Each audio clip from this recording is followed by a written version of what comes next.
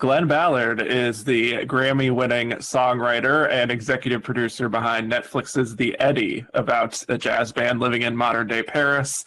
I'm Kevin Jacobsen of Gold Derby, here with Glen. And to start, I wanted to just ask about what your relationship was to jazz prior to writing the songs for The Eddy. Well, first and foremost, I'm a jazz fan. I grew up in Natchez, Mississippi, and spent a lot of my formative years in New Orleans, which is the absolute birthplace of jazz. It's our very own American art form. So I was exposed to it from the first time I ever heard music. It was probably jazz. So for me, jazz is music. And so my relationship started really just as a listener. And I've been playing piano most of my life, and I've always tried to play jazz music. But mostly as a songwriter, I've just always the songs of jazz especially. And so my interest goes all the way back. And, you know, my professional interest in jazz, I mean, look, I'm sort of known as a pop songwriter, but the very first song I had recorded, or one of the first songs I had recorded in my early songwriting career, was by George Benson, who's one of the great jazz artists.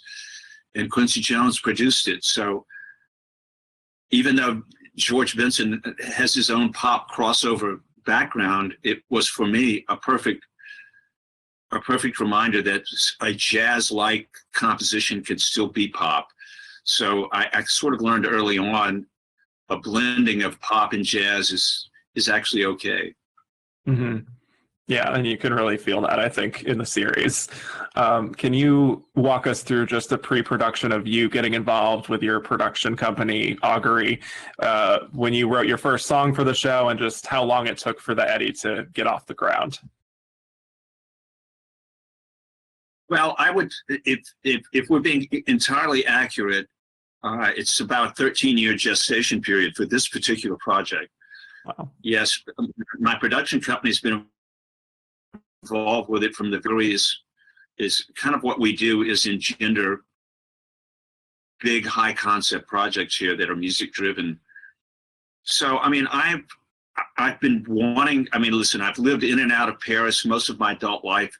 I used to have an apartment there. I just spent a year and a half there making the series. So it's my other city. I mean, I live in LA, but Paris is my other city. And I've spent so much time there. And so I always knew that jazz never died in the city of Paris. When I was living there in the 90s, I would go to jazz clubs every week. There's like 10 or 12 active clubs where people are still playing music that's considered to be jazz.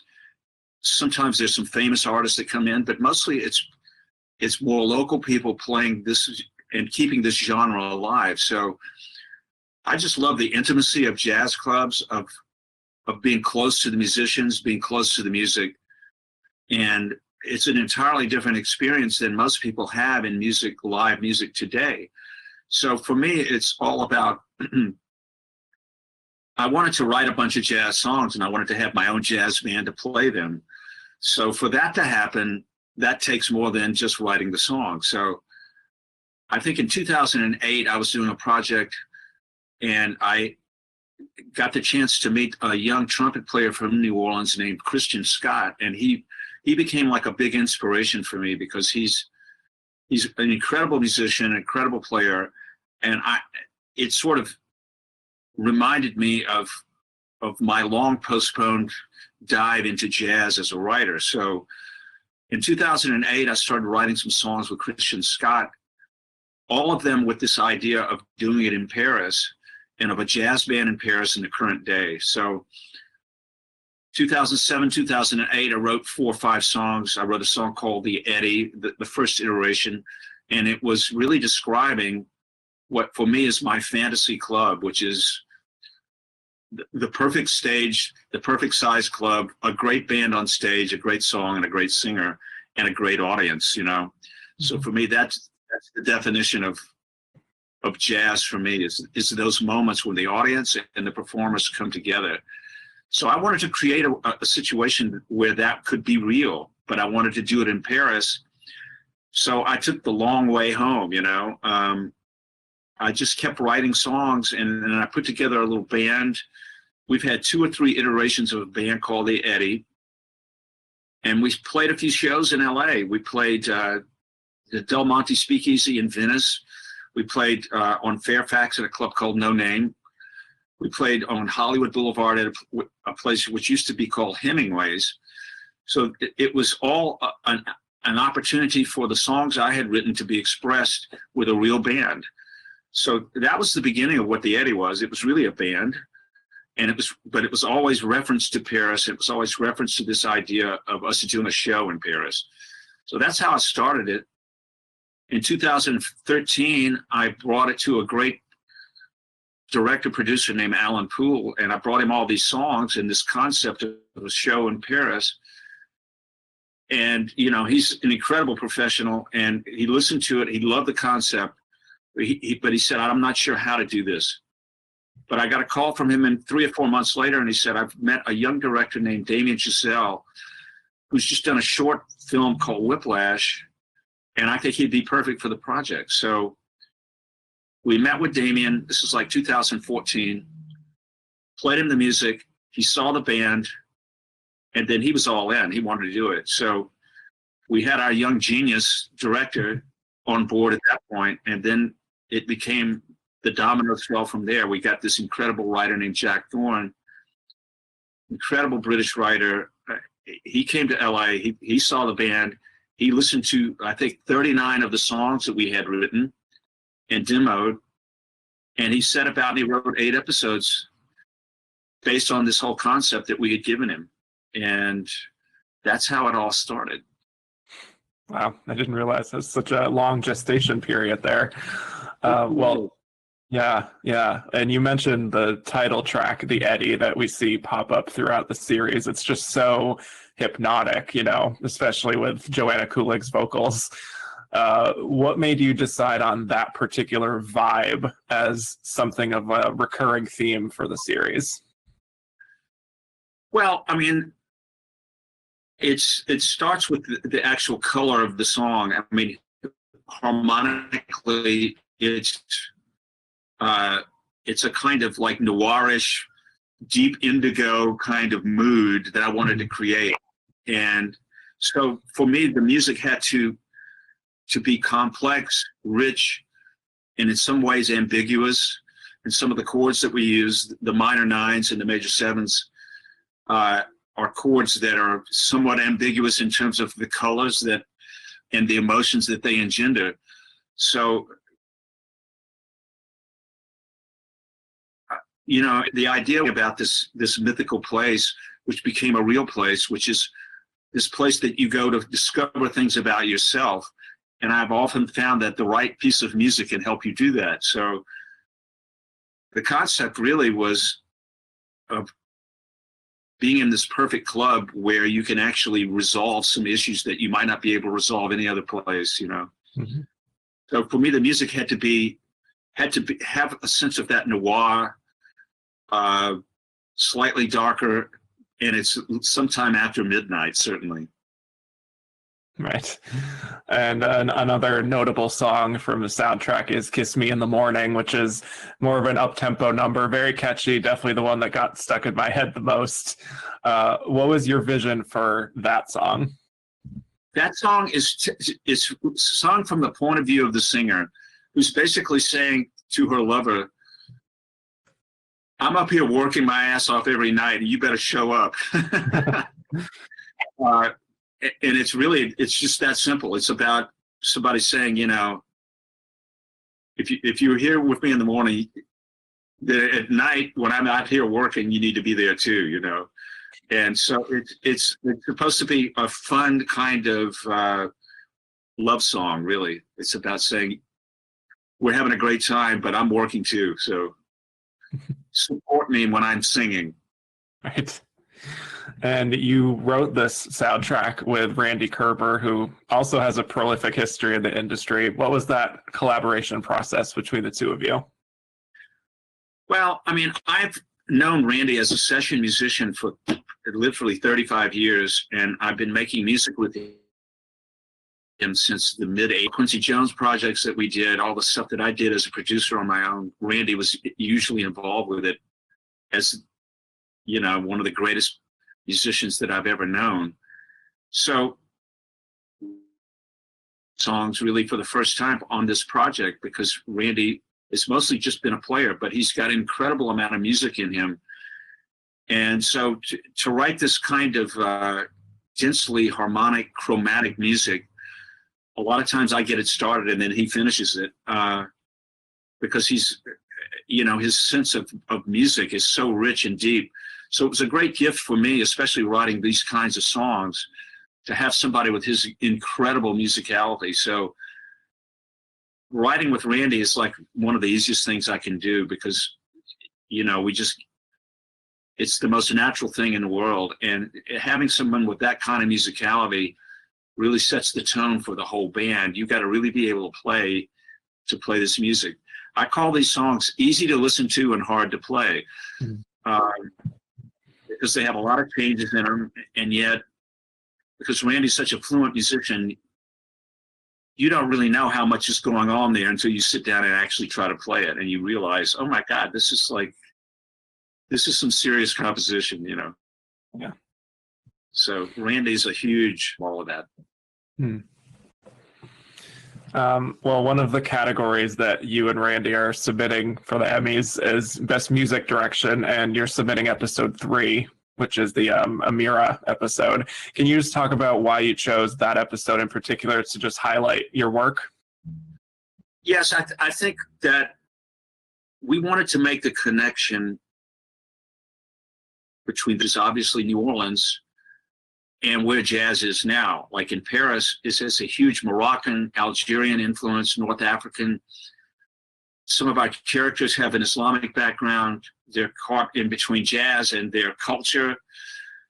And a lot of what's happening in terms of where jazz is going is influenced heavily by North African music. So for us, it was like, okay, this is a very heavy scene where it's after a funeral, a major character funeral. And so we had this idea of trying to start with a New Orleans jazz funeral, second line kind of idea, and have that morph into what we could consider to be the new version of jazz, which included gimbris and Moroccan instruments, some Moroccan rhythms, still with a jazz bass, but with a different flavor. So it ended up being really, I think, everyone's favorite sort of day of north of the Ring Road in Paris, in an actual small house with a big backyard. And so our idea was to start with this New Orleans piece and have it morph into a North African piece. And we rehearsed that. We actually had to figure out how to do it in this small space. So one Sunday afternoon, we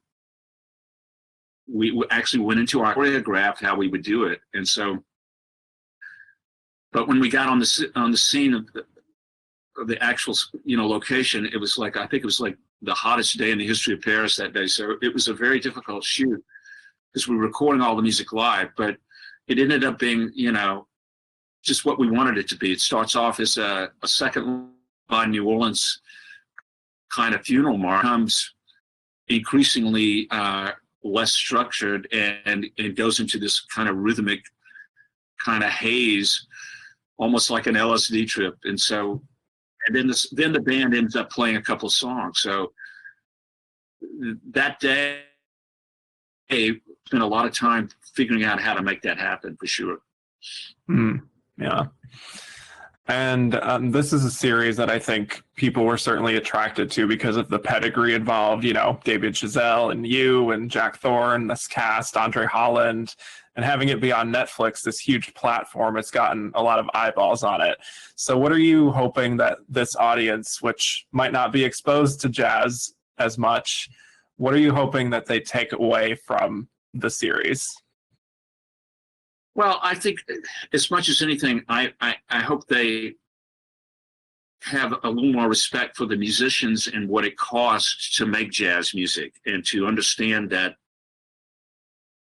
people who are dedicated to it, some of the purest artists alive today, because they don't do it for fame, they don't do it for money, they do it because they sort of need to do it, and they have a passion for it that transcends anything that they're going to get back from it that's on a monetary level or a fame level. So that's the first thing I want people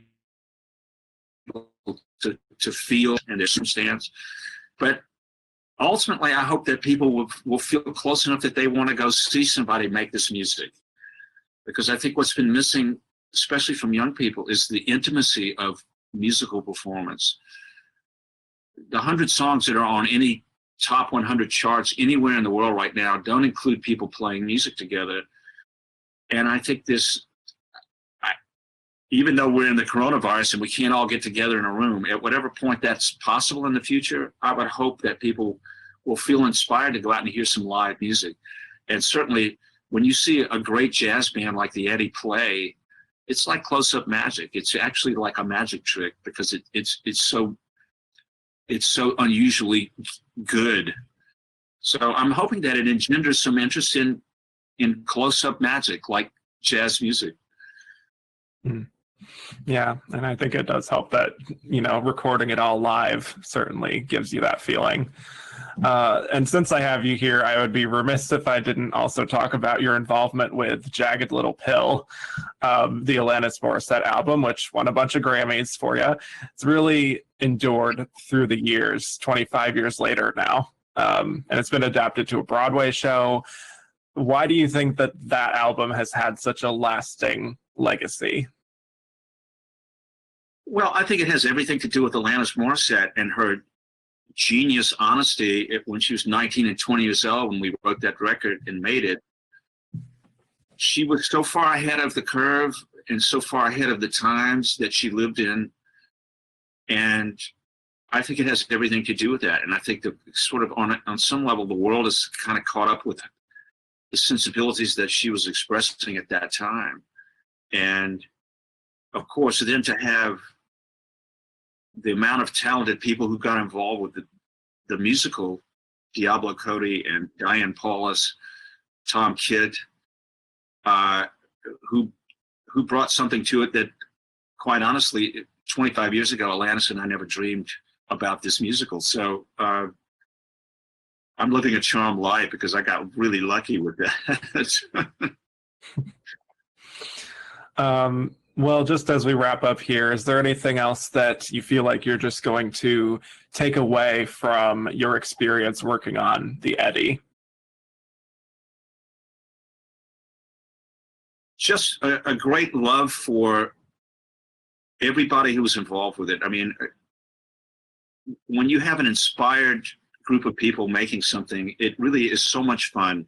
And it reminded me, even though when we shot the Eddy for I think 10 months straight on location in Paris, in a club in Paris, but a good half of the time we were out in the streets of a Paris that people don't really know that well, in different neighborhoods, and it was really, really exciting. And so for me, of course I love it, and I love the idea that songs can help tell stories, like in musical theater or musical movies. And in this case, it's a seriously dramatic series, but it has a lot of music in it. So couldn't have had more fun, couldn't have done it with people who are any more talented. So I have to pinch myself. I'd love to do another season. Yeah, that'd be very interesting. Well, Mr. Glen Ballard, thank you so much. It was a real pleasure getting to speak with you today. We really appreciate it. And for those of you watching, hit like and subscribe if you like this video, and head to goldderby.com to start making your Emmy predictions. Thanks again. Thanks for spending time with us. I'm so grateful.